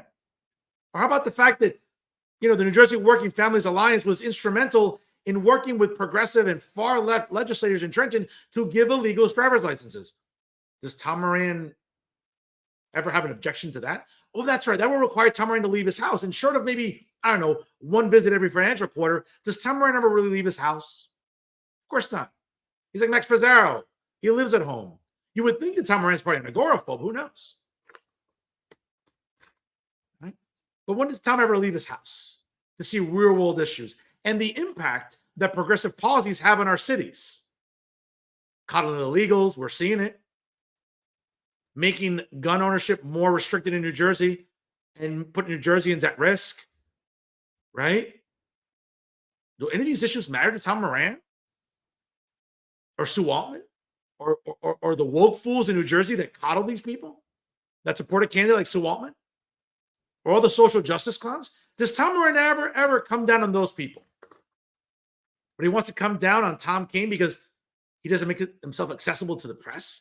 Folks, that was a bad look by Tom Kane Jr. I'm intellectually honest enough to say that. But has Tommy ever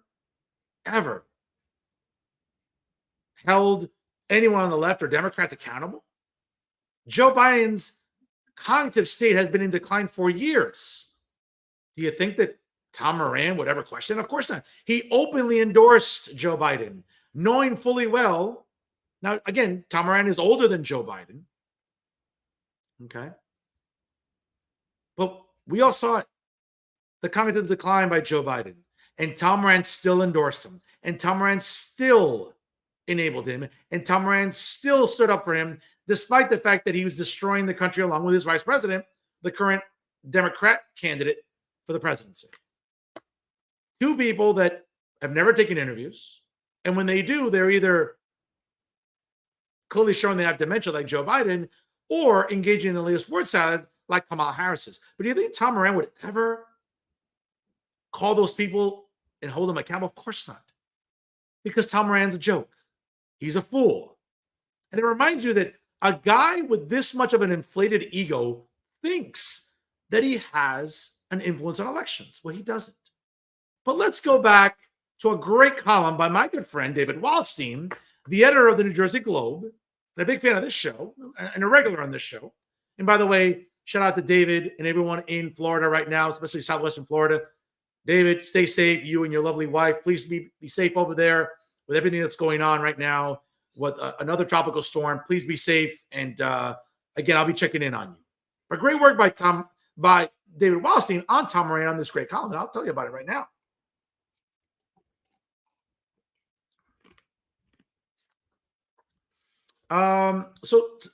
David Wallstein published a column 2 years ago, as a matter of fact. Star-Ledger repeatedly beat up on Kane, but failed to hurt him. That's right. The newspaper went hard on the congressman-elect, but their influence isn't what it used to be, and David Wallstein is right.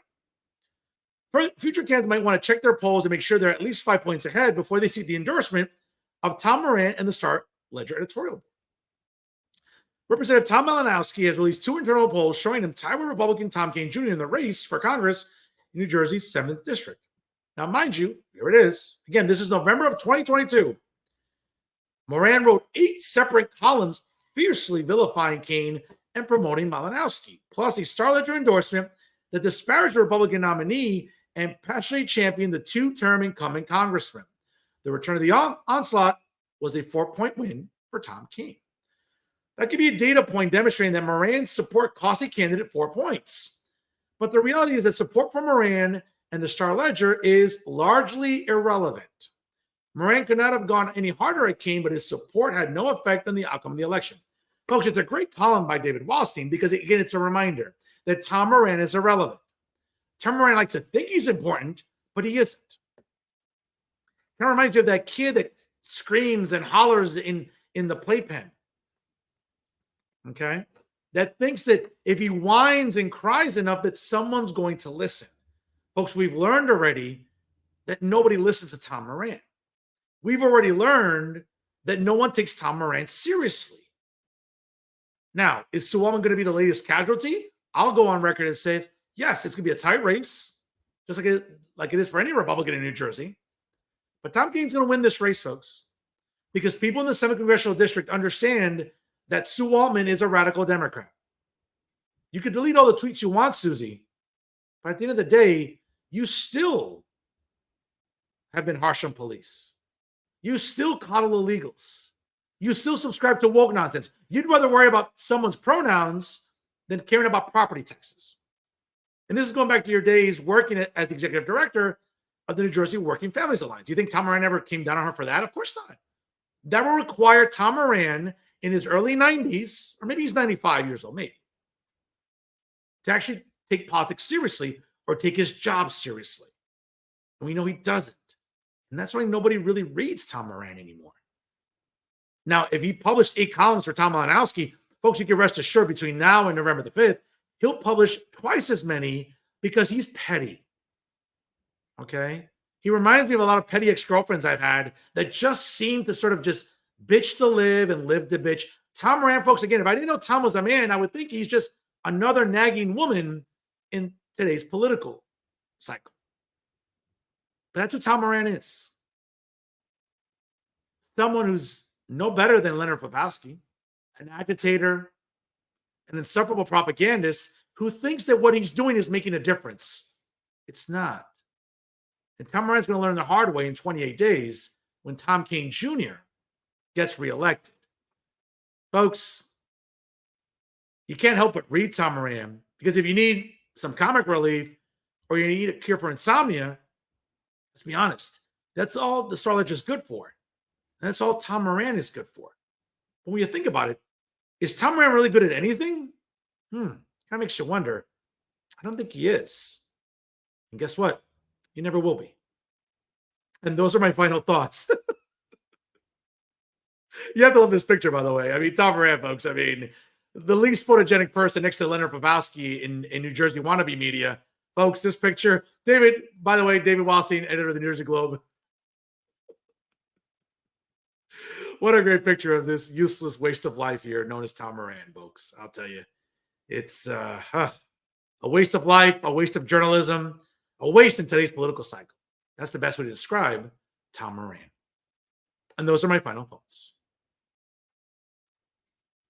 Folks, before we call it a show, here's some special announcements. Again, as a reminder, coming up on Saturday night, October the 19th, at the world-famous Ventanas at the Modern in Fort Lee, New Jersey. Again, easy accessible for all my friends across the river in New York City, taking the George Washington Bridge or the Lincoln Tunnel, of course. Nearby exits for the Gar State Parkway, New Jersey Turnpike, Route 46.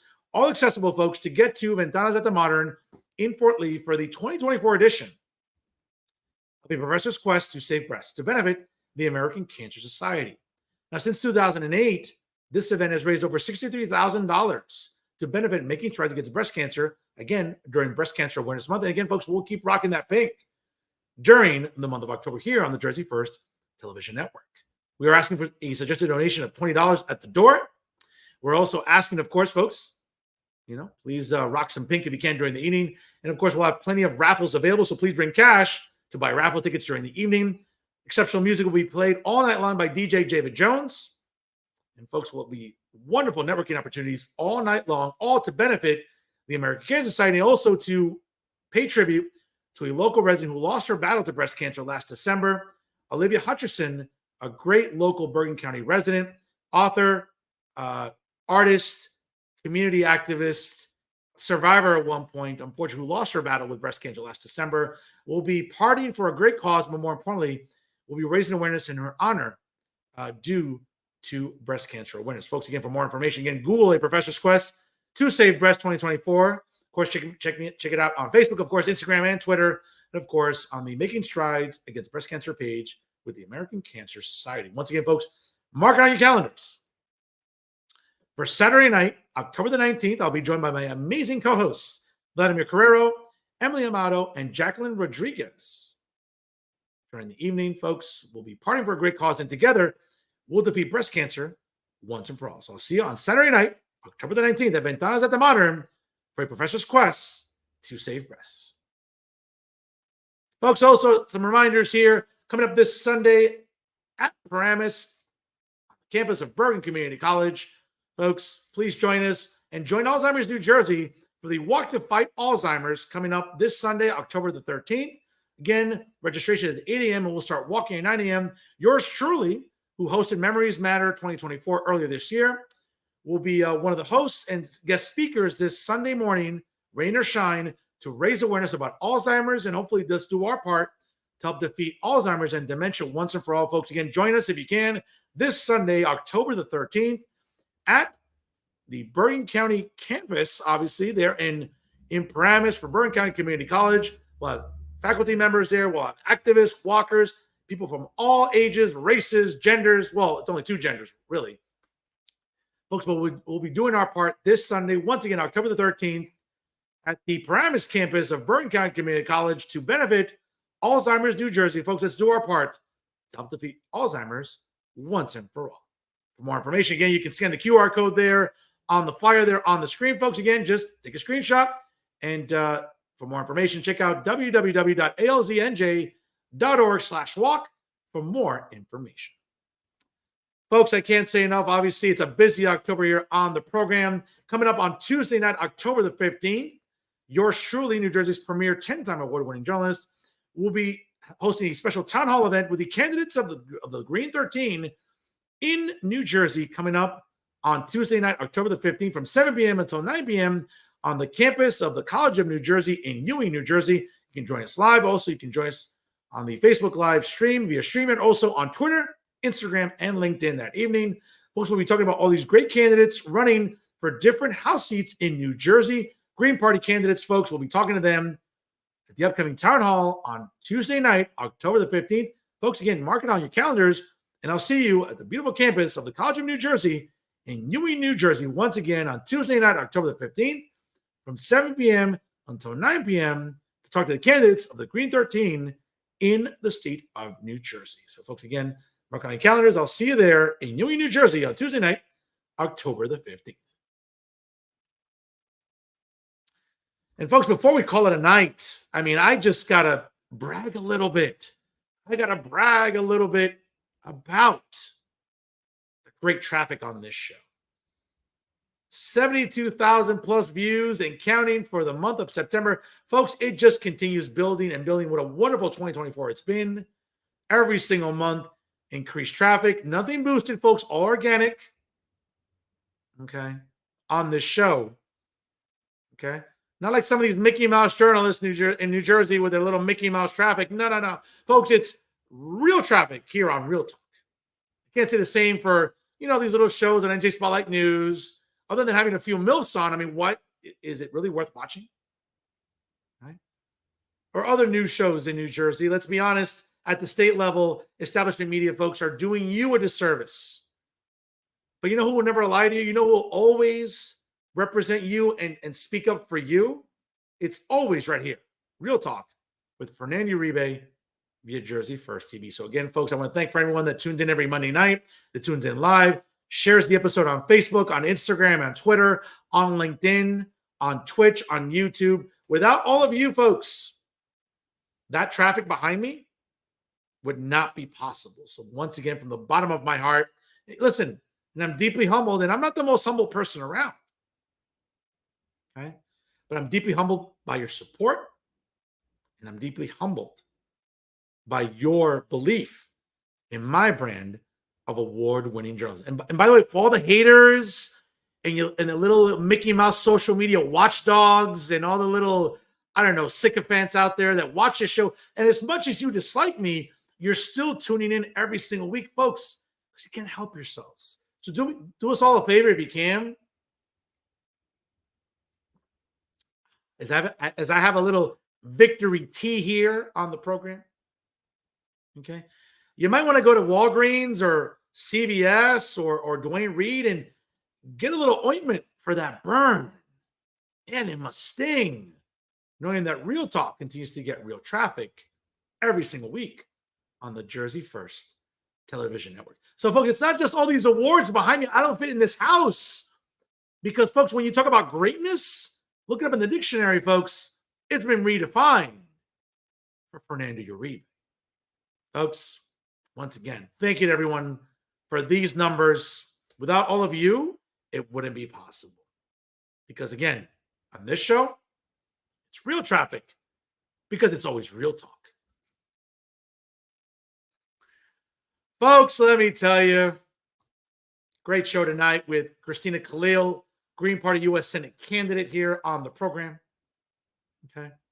And again, check out our website, KhalilForSenate.com, for more information on her campaign. Great conversation there. Learn about her campaign and her candidacy. If you missed any part of tonight's broadcast, folks, hey, right after we go off the air live, you can share it on all of your social media platforms. Again, thank you so much for liking us on Facebook. Of course, don't forget to follow us on Instagram and Twitter. Check us out on YouTube. Like, comment, and share on all your social media platforms. Of course, whether you get your podcasts on Spotify or SoundCloud, folks, download Jersey First and take it with you anywhere at any time. And I cannot say enough but what a privilege it is to be on the dream team of Garden State Media. That's right, folks. It's Jersey First TV. Brand new episodes of the Nader Narrative premiere every Thursday night, hosted by the incredible Elizabeth Nader, and brand new episodes of Bridging the Gap, hosted by the outstanding AJ Malillo and Steve Rimbolo, premiere every Thursday, and of course, every Monday night. You can check out Real Talk with Fernando Uribe on the Jersey First Television Network. Of course, check your local listings for start times. And folks, I cannot say it again or say it enough. If it's unbiased, unfiltered, and unafraid, it's always Real Talk right here with Jersey First TV. I am New Jersey's premier, now 10-time award-winning journalist. Top Latino is voted on by the Latino Spirit online magazine, along with the United States Latino Affairs Initiative, and I'll continue to be the weapon of mass disruption in Garden State Media, because my level of honesty, now more than ever, is truly necessary in this era of journalistic deception. That's right, folks. It is the generational talent in Garden State Media. That's right, folks. It's me, Fernando Uribe. Because, folks, when you think about the future of journalism, you can't spell future without the letters FU. And guess what? When you think of FU, you think of Fernando Uribe. That's right, folks. The future journalism, it's right here on the Jersey First Television Network. That's right, folks. It's me, Fernando Uribe. Enjoy the rest of your Monday night, folks. Let's go Yankees as they continue on in the MLB playoffs. Let's go Cowboys with a nice win in Pittsburgh last night against, black and yellow, black and yellow, black and yellow. Whatever. How about we them boys? That's what they heard in the Steel City last night. We them boys. Cowboy Nation in the house. That's right, folks. Enjoy the rest of your week, ladies and gentlemen. Again, please party responsibly, and we'll see you next time here on Real Talk via the Jersey First Television Network. Folks, thank you so much for stopping by. Always remember, stay classy, everyone.